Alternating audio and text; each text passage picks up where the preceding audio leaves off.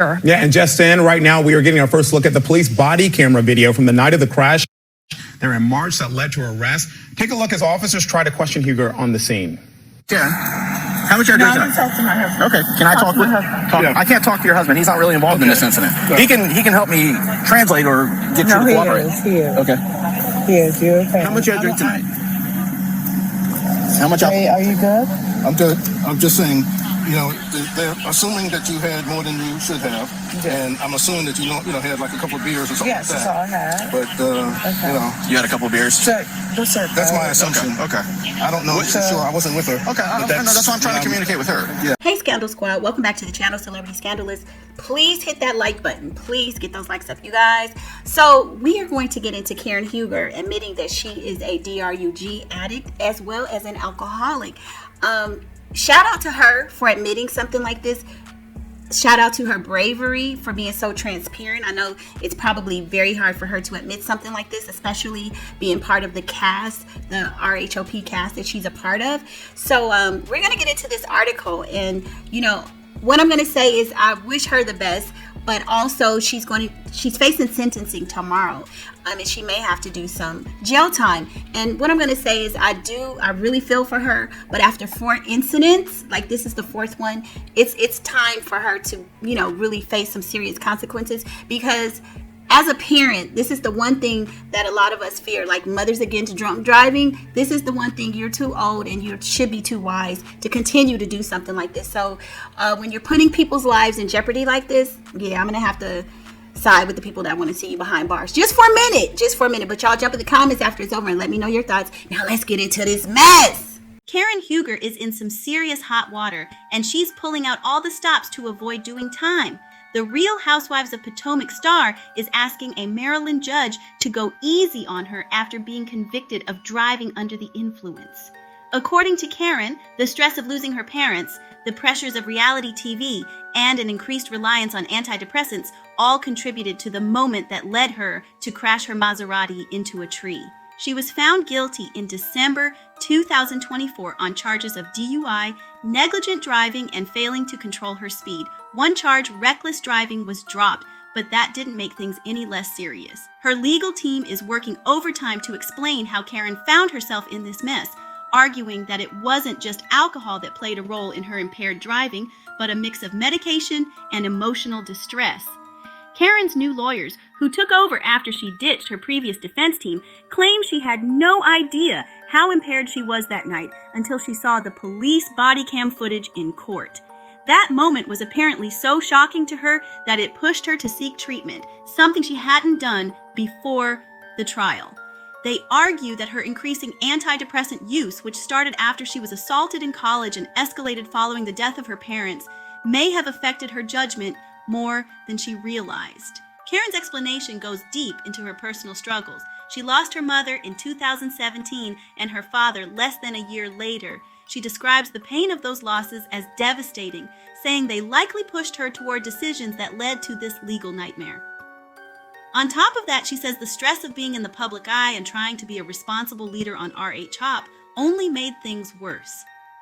She admits that over time, she began increasing her medication dosage beyond what was prescribed.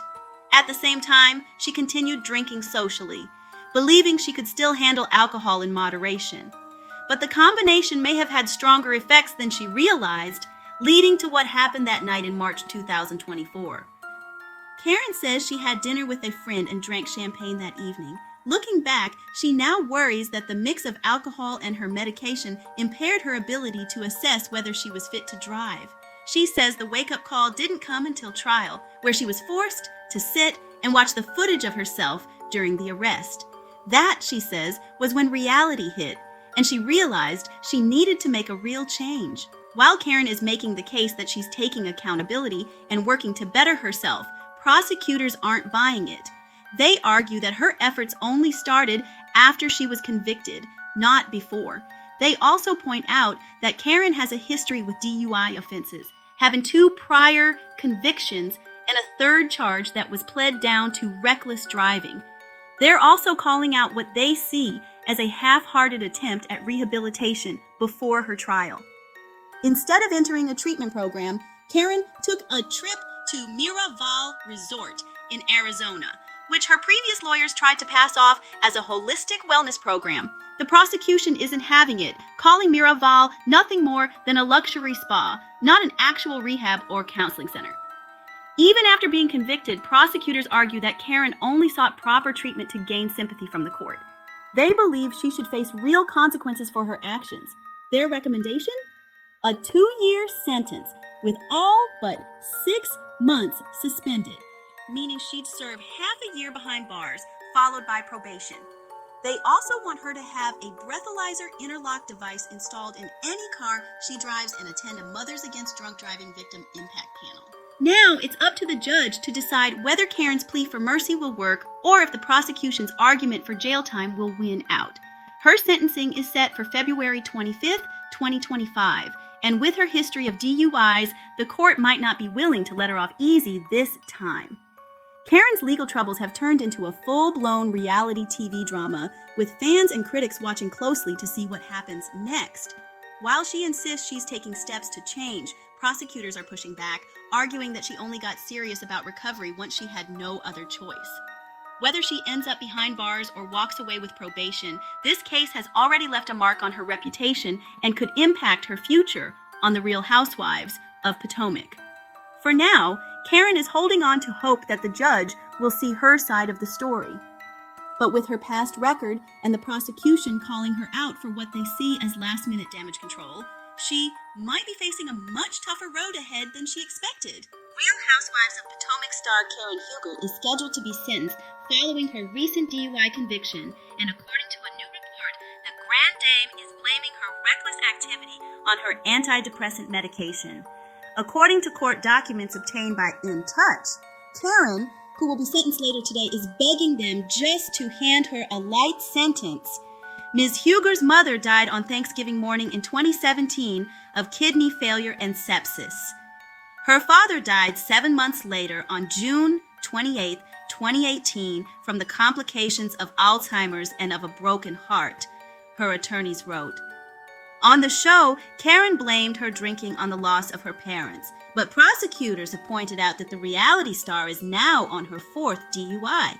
Karen's attorneys argued that the antidepressants mixed with strong alcohol amplified the effects, which led to her driving into a tree on March 19, 2024. Ms. Huger reports, when she started taking the prescribed dosages of the medication following college, she felt she was able to continue to drink in moderation in social settings. However, over time, the loss of her parents and the pressures of being in the public eye and the stress of providing responsible leadership on the TV show continued to wear at her well-being. Over time, the dosages of the medication went up, probably beyond prescribed recommendations, but the drinking in moderation remained the same. As she explains, I was taking 1 pill after the assault, and then I began taking 2 after my parents' death.